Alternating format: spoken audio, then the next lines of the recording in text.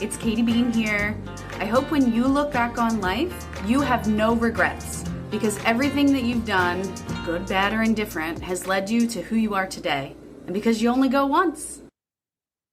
Welcome, listeners. Welcome back to another episode of You Only Go Once, also affectionately known as Yogo. I am here tonight. I'm Eileen Grimes with my fantastic co-host and friend that I haven't seen and talked to for a little while because sad, we're not working together anymore, but we get to spend these amazing nights together and meet these incredible people. So Cheryl, I will let you introduce our guest for tonight. Thanks, Eileen.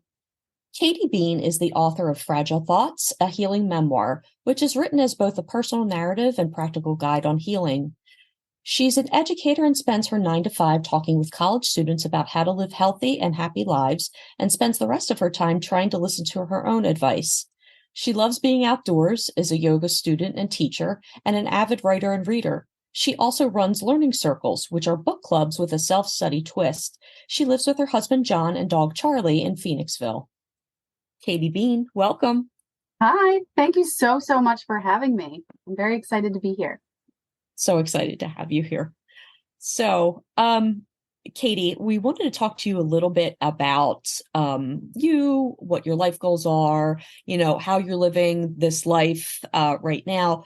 But first, I think we want to start with your talking a little bit about your book, and mostly what made you write your book and your memoir now versus another time? Yeah, that's a great question. It really has been a childhood dream to publish a book. So ever since I was a little kid, I was making my own little books and writing stories, and my mom would staple them together in my little pages that I would write and draw. So I've always loved writing since I was a kid. And so it's just always just been in the back of my mind as a bucket list dream goal of publishing something. I used to think a book of poetry, maybe. I used to think maybe I would write short stories and publish them.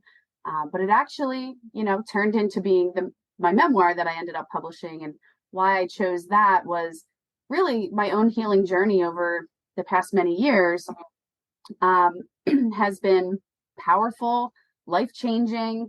And each time I share what I've learned or how I've grown through therapy, through journaling, through vulnerable storytelling and community, through yoga, all of those things together. Every time I share the techniques I've used and how it's helped me learn and grow, people seem to be impacted by that, and I've gotten a lot of good response, wow, that's really a powerful story, or you should tell more people that, you should keep sharing that. And so I was really motivated when I started the learning circle that you mentioned in my intro.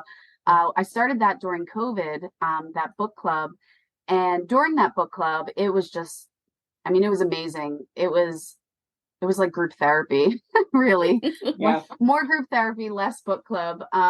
But we definitely talked about, we would read the stories, a lot of memoirs and a lot of spiritual type self-help books. And in those learning circles, we would use the author's story as kind of a jumping off point for us to talk about our own lives and how we in our own lives have similar or different experiences. And that kind of process, I was like, this is exactly what I think I need to do. It just kind of hit me. So I wrote my story. And then at the end of every chapter, I have journal prompts and yoga-based activities to kind of help the reader take my story and then, see how it connects to their own life. And so it's truly built for book clubs, this book, and meant for people to read in community and in conversation with one another. That's beautiful. I'm definitely going to have to get it now. And have you approached book clubs with this I know there's online spaces and things to promote the book and everything. So sorry, I just get my marketing business head starts coming on. So no, I appreciate that. We should totally chat offline on more ideas. I haven't done that. I am going to, because I do this monthly learning circle. It's through my yoga studio. We do a survey every summer for what are going to be the books for the next year, the academic year. And of course, my lovely people have chosen my book to be the first one in September. So I will be doing it for them. But yeah, maybe there's other ways to try to utilize it in that kind of space. It's definitely made for that. It's made to be read and discussed in community for sure. Definitely. Well, I know a book club that Cheryl's a part of and maybe could suggest it. So, Yes. Thank you. Yeah. So as you were going through writing this book, obviously, I mean, with what Cheryl has written with her own and with what you've done, I think with many authors, right, there's a significant amount of self-reflection and introspection that goes into, especially writing a memoir, right? Was there something that just sort of surprised you, or that you found most difficult to really approach in terms of getting it from your brain and your heart out onto paper? And how did you get through the other side of that? Great question. Yeah, what's interesting about this book is because I've been writing and journaling my whole life, a lot of the book was my journal entries, rewritten into, to create this book. So it was a very interesting process to like go into my basement and open up these, Tupperware bins and pull out some journals from grade school and high school. I mean, it was wild, actually. The whole process was powerful. I remember there were times I would go down the basement to go through stuff, and then 5 hours later, I'm like, wow, I really have to go upstairs now. Like, I would just get so wrapped into it. It brought back a lot of emotions, of course. It brought back a lot of memories. And it led me to more journaling and more discovery. And it was really interesting because through journaling, through writing, I have found connections that I didn't realize existed. So like, as I was looking back on the past, and then I was writing about maybe the last 5 years or so of my life, I would see, wow, that thing in my past actually maybe relates to how I respond to things now. It was so therapeutic. So it was really interesting process for me. And then to turn it over to, with my publisher, to turn it over to a developmental editor, to have someone judge it. Whew, that is boy. Heavy. That was hard, But that, you need that to help formulate it into a readable story. And so it was really helpful to have, all of the people involved on the editing team. And there were some chapters I left out, to be very honest. There were chapters that it was like, the whole world doesn't need to know every detail. Sure. So, but it was hard because there's some heavy stuff in there. It's basically a book of all the trauma and heavy stuff I've been through, and what I've learned from it and how I've grown from it. And so, yeah, it's definitely scary to put that out in the world, not just to strangers, not so much to my mother.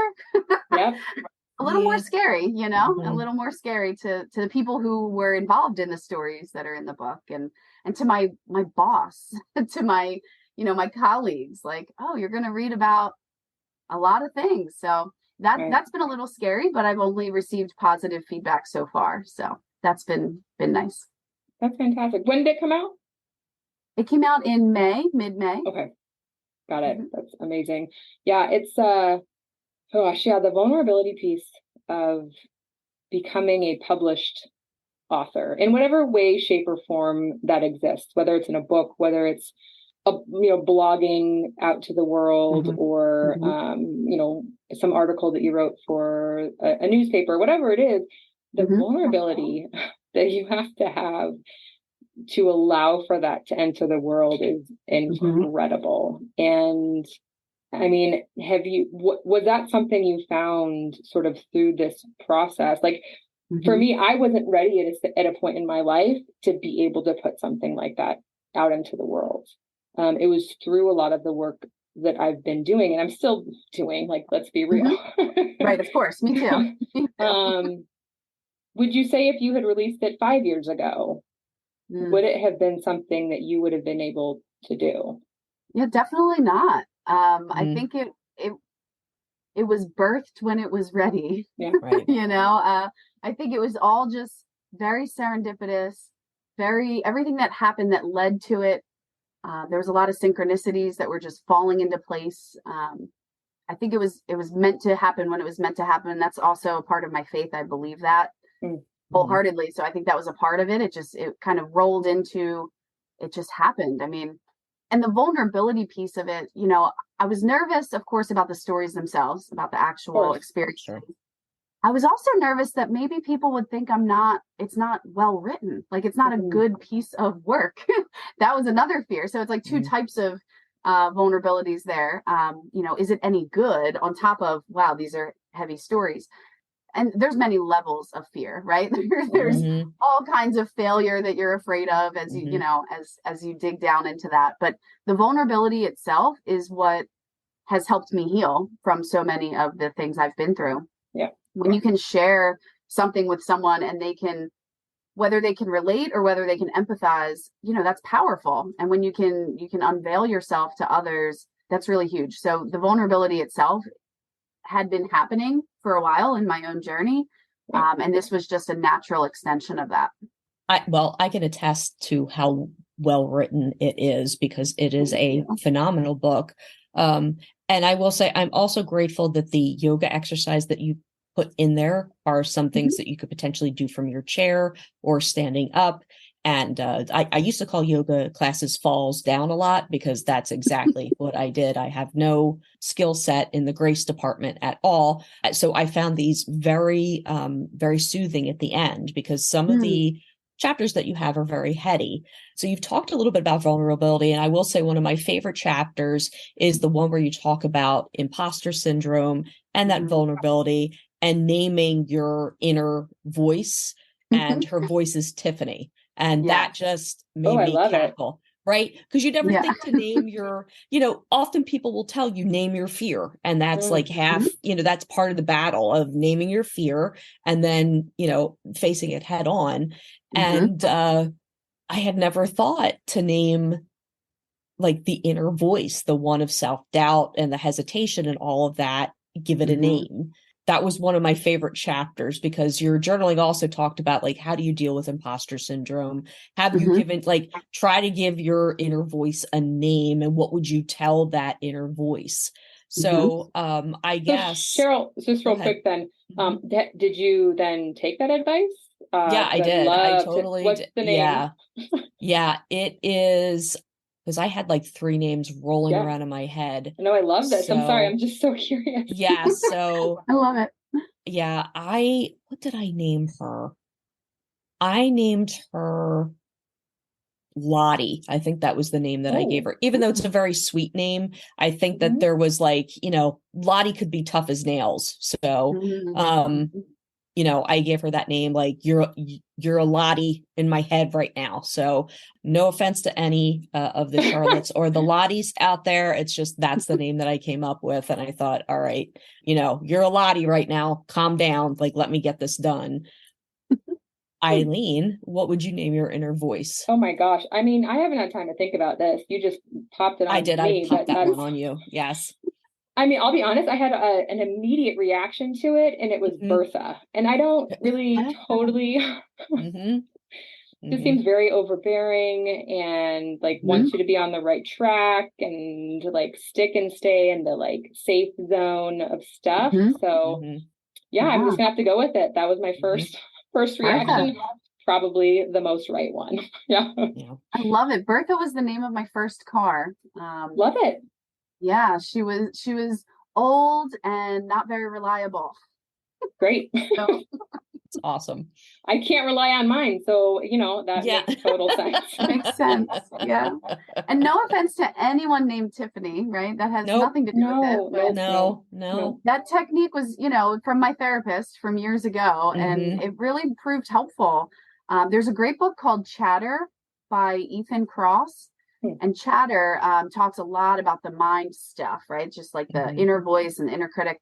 And he talks about, there's a lot of research around it too, that proves that naming your inner voice gives like space between it. It gives objectivity to the voice. When the voice starts saying mean things to you, you can, you know, I kind of laugh. I'll say in my mind, like, shut up, Tiffany. And then that's like ridiculous. So then I laugh, and then I can kind of like get out of that cycle of anxiety or fear or whatever's, you know, going on in my mind. But yeah, that's definitely a technique from my therapist. Can't take credit for that one. No, I love it. It's a So good one. it is.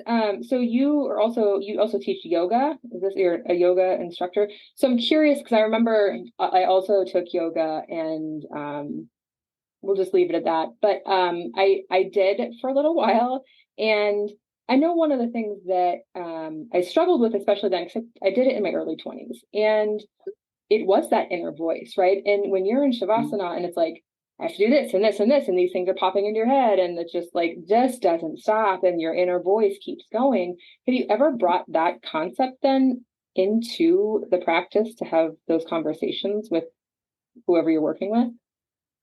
Yeah. So, I mean, definitely that's a part. I mean, the part of yoga I love most is in Yoga Sutras from Patanjali, like the book written, thousands of years ago. The very first line, the very first sutra, or maybe it's 1.2, says yoga, the purpose of yoga is to still the fluctuations of the mind. Mm-hmm. That's what it's about. That is literally the purpose of yoga. So yes, I do bring that in a lot of my conversations. I certainly use that myself when I'm taking classes.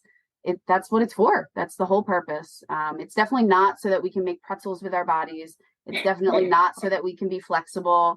And sure, we build flexibility, we build strength, absolutely. But they're all a byproduct of they're the means to the end. The end being stilling the mind and being able to meditate and connect with spirit, really. Yeah, and I'm actually more open to trying and implementing some yoga because I've done a lot more meditation practices and breathing work now, because I'm ready to quiet, right? Like in my early 20s, it was like, oh, I got to go. I have to achieve. I have to do all these things. Like I'm not standing still for this Right. How's long. that productive? Right. That's not productive. I got to keep moving. Yeah. Absolutely. Yeah. So I'm actually much more into and able to approach those things now a little bit later in life, because it doesn't feel so, it's not stagnant in the way that I thought it was. It's actually still in the way that it is being completely present. And I'm much more understanding of what that means now. Exactly. You should come in and practice with us. Nectar Yoga Studio in Phoenixville. I would. I'm in Washington State, however, so it might be a little hard. You could come anyway. That's fine. Next Just an time. excuse. Yep. Well, I may be visiting you, Katie, because I think I would like to hear your version of yoga versus some of the other things that I've seen. I tried like a 30-day yoga, and they just got progressively harder. And I was like, I'll try. And then by the end, I was like, I'll just be in child's pose for the rest of the session. Thank you. Yeah. So going back to your book, your life, everything, it was honestly, you are such a calm soul as I see you.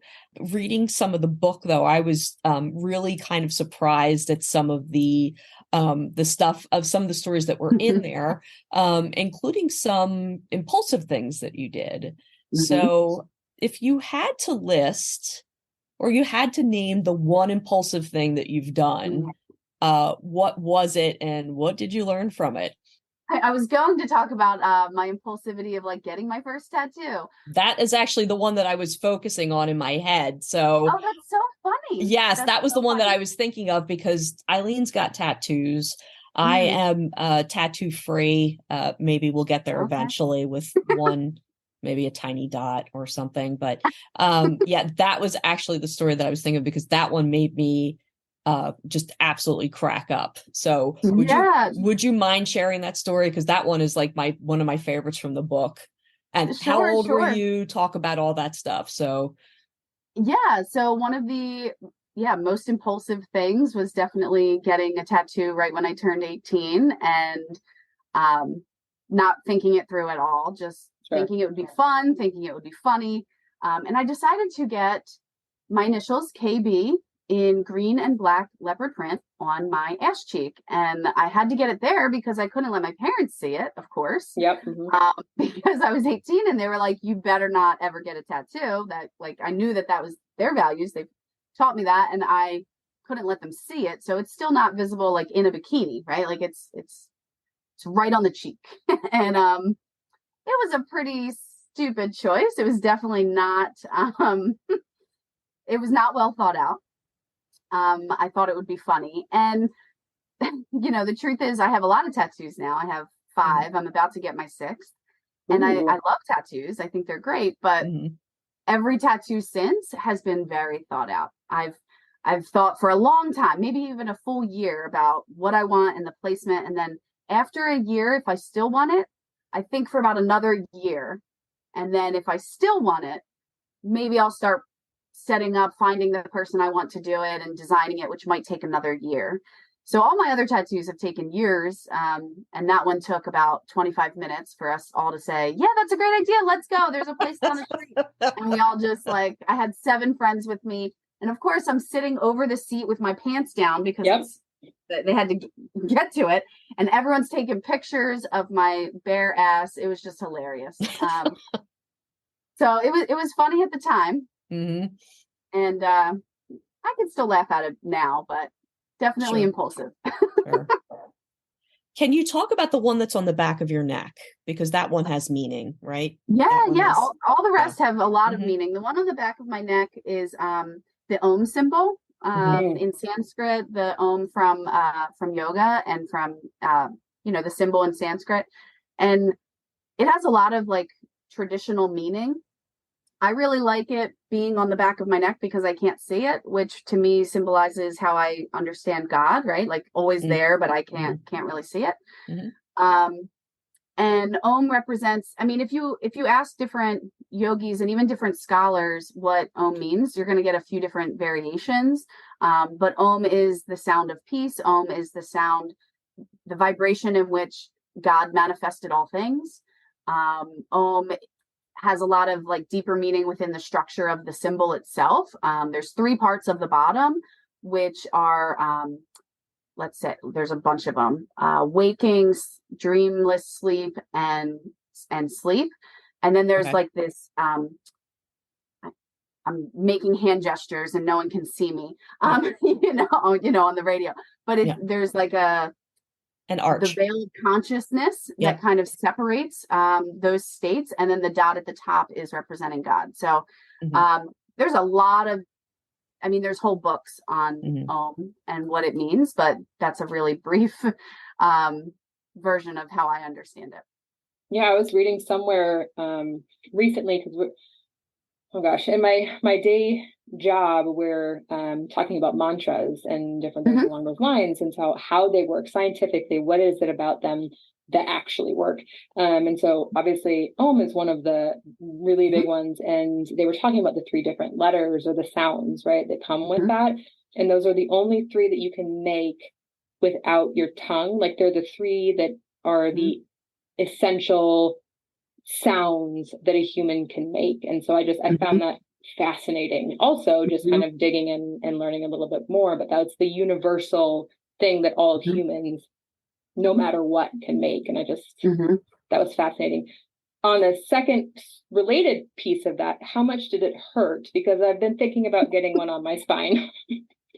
Yeah, so it's pretty small on the back of my neck, and it hurt, but wasn't as bad as the one on my ribs or the one on my foot. The one on the foot hurt by far the worst. Okay. So I have a hip/rib one. So, okay, great. Good to know. It's about the same as that. Yeah. Okay. Good. Great. My next one, I'm going to get another one. I'm going to get a phoenix on my thigh.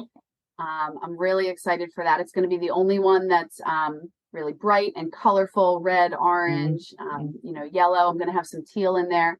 And it's really actually in honor of my book and my healing journey and rising from the ashes of my former self. So I'm very excited for that next one. I love it. Maybe we'll get you to get one, Cheryl. Who knows?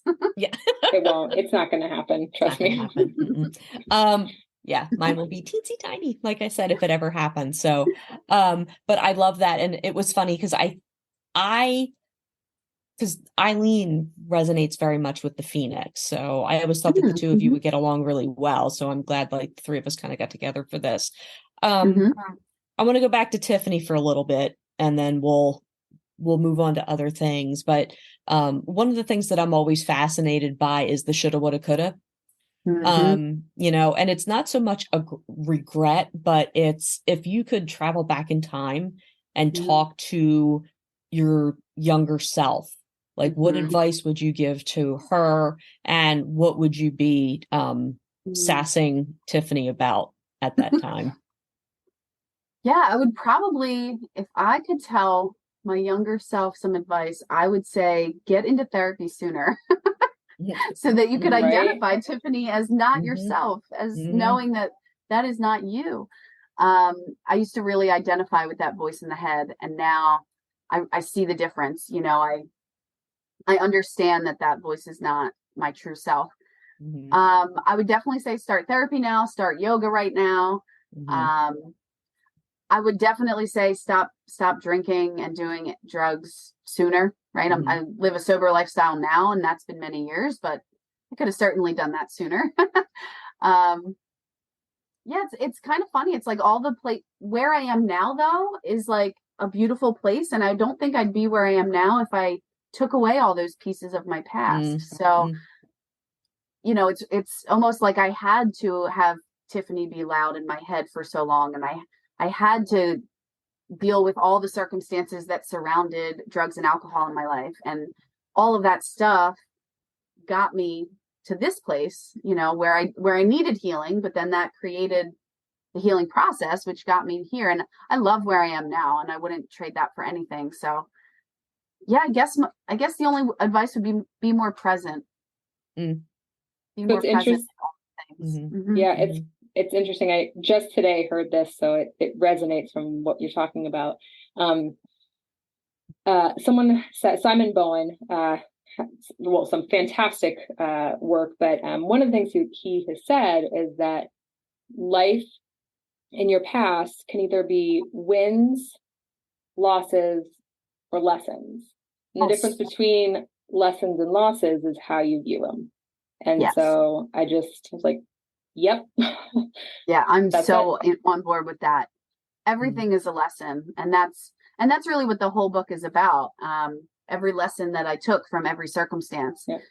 Yeah, absolutely. What was the name of that? I'm gonna write that Simon Bowen. Yeah. Okay, cool.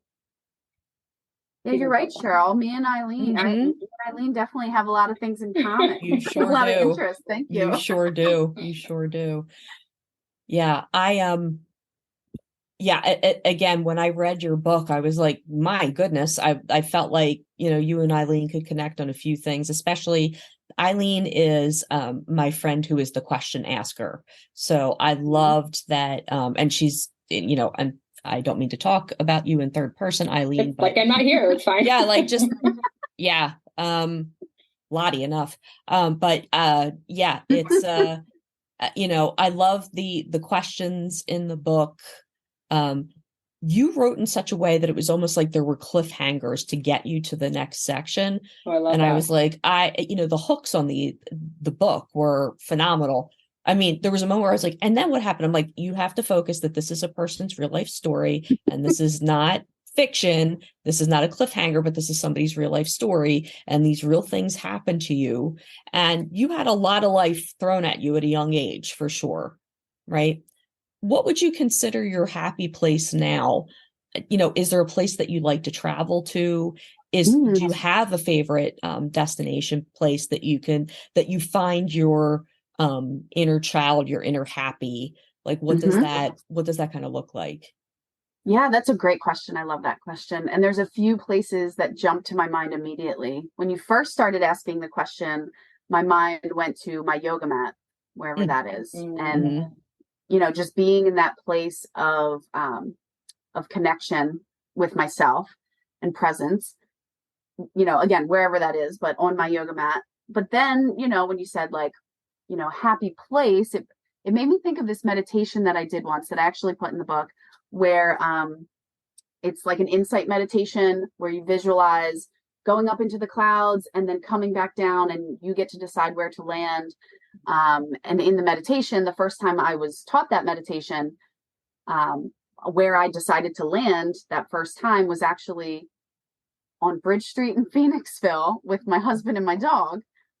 And I remember we were in a group setting and everyone went around and shared where they landed in their meditation. And people were like underwater in Atlantis. People were on the beach in this beautiful place. And I was like, I was in my hometown walking down Main Street, which is hilarious because I really do I love this town. I love my life. I love my husband. I love my dog. Like, I just love where I'm at. So this is definitely my happy place is where I am right now, which is, I realize saying it sounds kind of corny, but I'm just so grateful. That's amazing. That's awesome. Yeah. Yeah. So I have so as Cheryl said, I come up with a lot of different questions and stuff and I can't help it. And as you were talking, this came up. So I'm curious. One, first and foremost, love the way that you've structured the book. And I think it's fantastic. Devil's advocate, because this is, so my father was also a computer person, math guy, and made us and both my parents were teachers. So like they were constantly like, well, how do you think about it from this side? And how do you think about it from this side? So is there any part of you that might have wanted to control the narrative with the questions that you asked at the end of the different chapters to keep it in a way that would allow them to take what you took from going through some of the reflections that you did? Yeah. Oh, I bet I did. I bet I totally did. Because each chapter, right, whatever story I told, I took a lesson from, and then those prompts were based on the chapter, right? So, you know, for example, the first chapter is all about, I had a speech impediment as a kid, which is why I didn't talk, which is why I wrote everything down. Yeah. And so the questions are like, what were your, like, how did you communicate as a kid? You know, so it definitely ties to the timeline of life. There's a lot of when you were this age that I'm in, when you were in high school, when you were in, you know, there was different questions around when you were at that age, how did you handle that situation? So they definitely were prompted based on my story, for sure. There was definitely trying to impart the lesson that I took, right? So yeah, no, there was definitely guided, I would think. Wouldn't you say, Cheryl, that all the questions were guided towards that?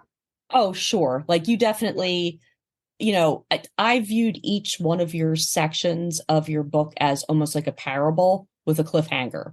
And then when you got to the meditation, it was very geared toward you know, certain movements that would move towards certain themes like gratitude and breathing and you know, calming your mind and all of those things. But also those questions make you reflect on the story that you had shared, and also like not putting yourself in the same position that you were in, because there are some things that I couldn't imagine putting myself in. But there are other things in terms of, like, I always go back to Tiffany, right? It's because I have, you know, there are times where I feel like the imposter syndrome is absolutely crippling for me. And I can't tell you how many people have told me, like, get out of your own head and just go do it. And I feel like a lot of times Lottie kind of like yanks me back and is like, maybe don't do that. Like, I don't think this is time. Like, think about what you're doing. And, you know, my stuff is like, you know, you explain other things to people and people are like, go get it. And I'm like, why doesn't Lottie talk to me that way? And I'm sure Tiffany does the same thing. Like, you're thinking like, totally. Tiffany, what's up? Like, why are you not talking to me that way? Yeah, I think for me, it's just seeing your progression, because again, like I said, you had a lot of life happen to you, and I don't want to give too much away in this podcast I want people to read this book, because I think it's an important, I think it's a really important journey towards understanding not only your healing journey, but also having people feel less alone in their own journeys. And, you know, you found ways, you know, therapy, your faith, yoga, sharing your story with others, helping other children and young adults kind of understand, like, from your perspective, how they can heal. I thought all of that was really wonderful in the book. So yeah, you know, that was a long-winded version of saying, yes, that's exactly what I saw in the book. just thinking about all of these things, again, a lot of life happened to you. Did you, and you also said you took certain things out of the book where you're like, people don't need to know that. Do you have in there a chapter that you're most proud of? Well, that's a lovely question. I don't know. I haven't thought about them in, the whole thing's my baby. I haven't thought about breaking it into pieces. That's so interesting. I'm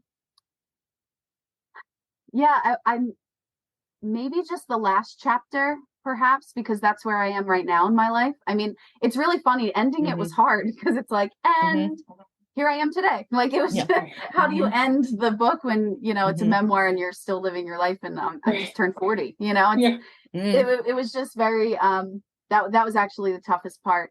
But yeah, so maybe the last chapter, because it definitely kind of showcased how living a life of healing can look, right? Like I'm in a very good place. I feel I struggle every single day and I know how to handle it. Like that's the beauty, right? Like every single day there's new difficult things that happen, but I feel I'm able and capable of handling it in a way that I definitely was not able to handle in the past.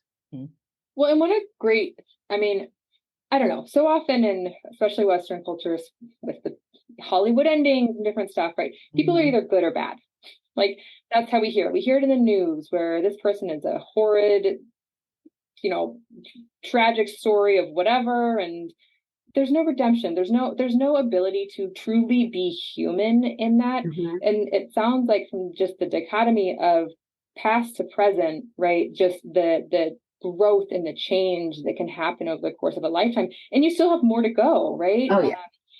And I think we don't talk about that enough, that it's not like this isn't just the one story. This is an entire lifetime that ebbs and flows and moves, and we constantly get a chance to define who we are today. It's not always the stuff from our past that needs to define what it is and who we are right now. So I think it's really interesting and fascinating and wonderful to kind of share an example of how that can grow through someone's lifetime and hopefully help a lot of people if they're younger and maybe are on a path that hasn't necessarily been the most beneficial for them, to see this me today doesn't have to be this me in 5, 10, 20, 40, whatever years, So Yeah, change is possible, and it's the reason we're here is to like learn and grow and change and evolve, right? Like that I truly think we are put on this earth. It's part of my spiritual understanding in my faith is we are put on this earth to figure out life lessons, to learn, to grow, to evolve. Like that's it. And like, that's how the book ends, is like, okay, I'm still learning and growing.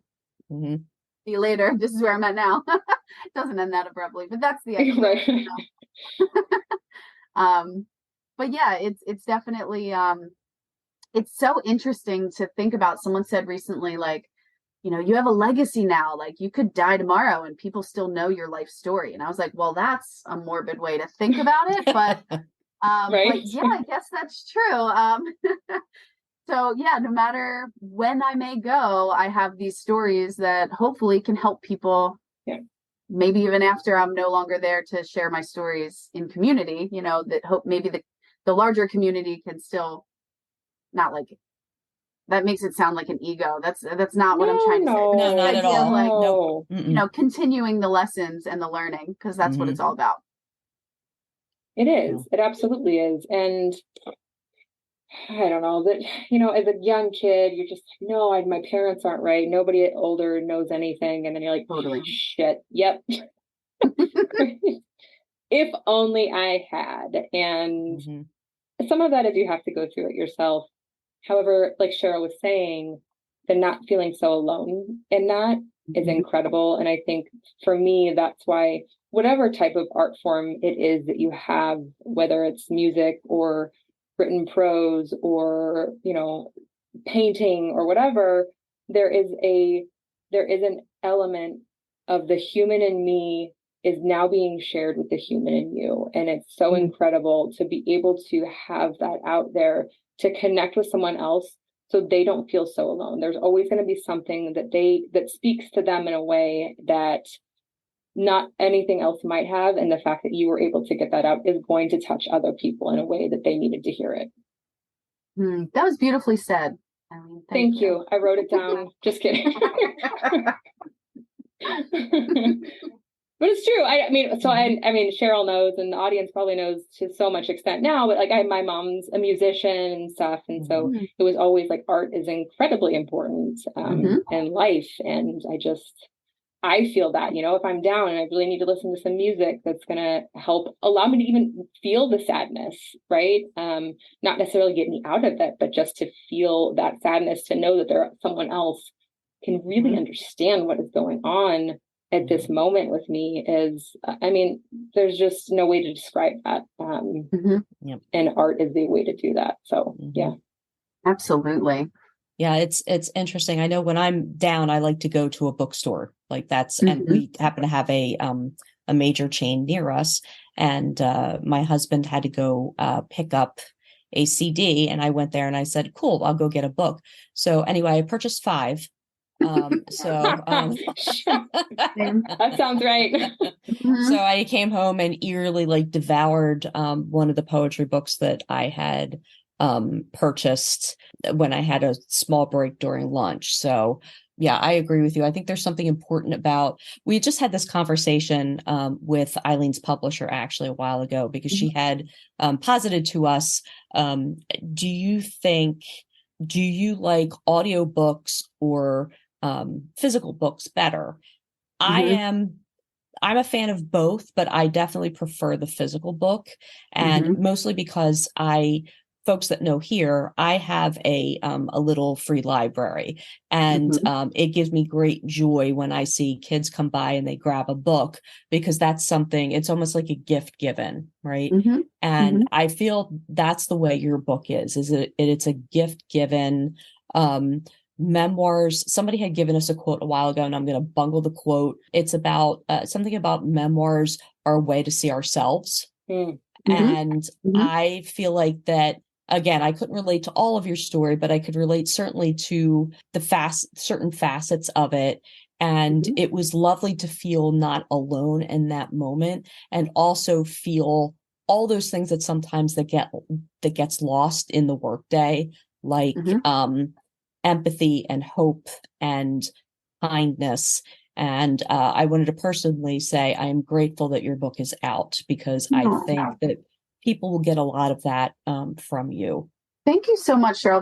That really means a lot. I really appreciate hearing that. And yeah, that's been the most common feedback I've heard, actually, is this idea of me too, right? I can relate, or that's similar to my story, and of course not all parts of it, but that's the whole part of humanity, is like we all experience the same life struggles, whether they in varying degrees and in varying circumstances, but they're all the same struggles.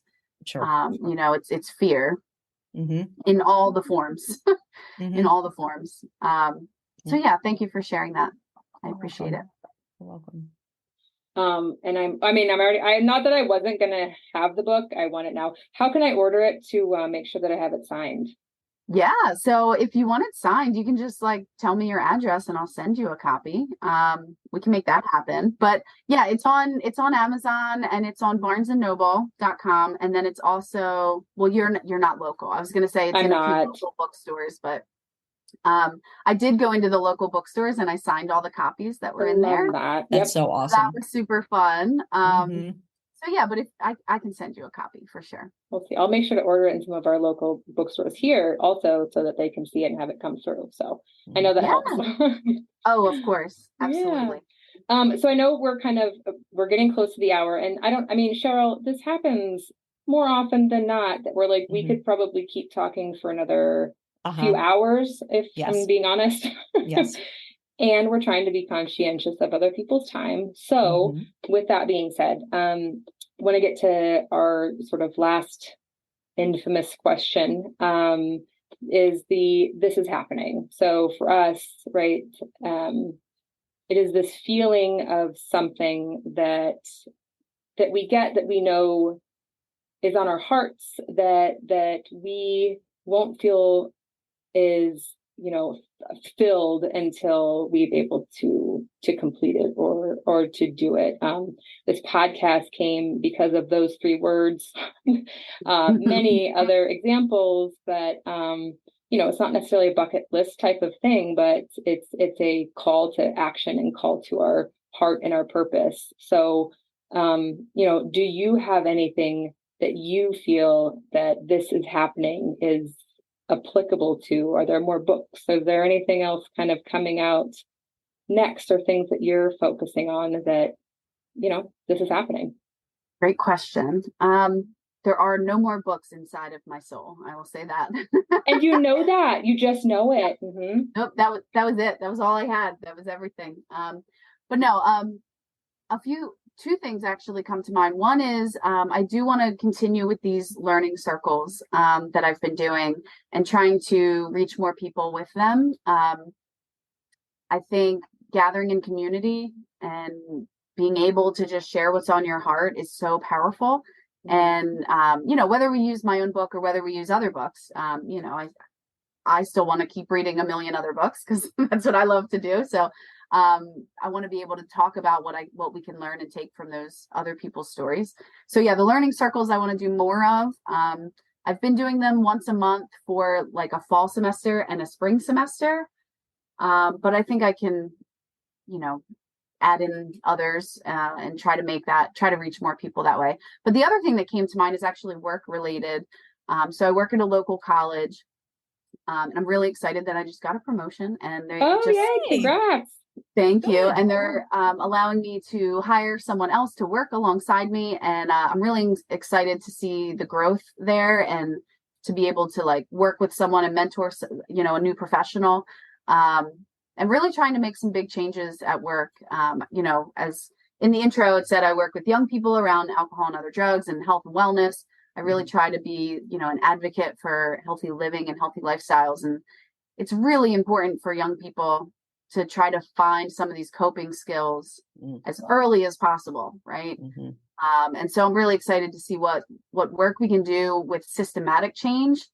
I think for a long time in my career, I was working on programming, events, hosting a yoga workshop, hosting trainings. But now I'm able, with the promotion, I'm able to think more big picture, and I'm able to think about how we can actually make change at the root causes and at the systems level. So I'm really excited to dive into what all that means for our campus. That's amazing. And that's awesome. The stuff that will change lives. Period. Yeah, I think Congratulations. So. I think so. Thank you. Very excited. Sweet. Katie, how can people connect with you on social media or elsewhere? Yeah. So definitely follow me on Insta. That's where most of my my stuff will be, and it's Katie Bean Wellness. I'm also Katie Bean Wellness on YouTube. A lot of the meditations that are in the book, I read them on YouTube so that, you can actually close your eyes and enjoy the meditation rather than reading it and trying to follow along. So definitely check those out. And my website is beanagentforchange.com or Bean Agent for Change. Oh my gosh, that's even better. I love you even more now. Also, I'm definitely going onto your YouTube right after this because I feel like I could use one of those meditations. So thank you. Yeah, check it out. Thank you so much. I appreciate it. And I've had so much fun chatting with y'all. So I really appreciate taking your time and enjoying good conversation over a cup of tea on a Friday night. This has been lovely. That's awesome. Thank you so much. And thank you for joining us. This concludes our episode of You Only Go Once. Take care, everyone. Bye.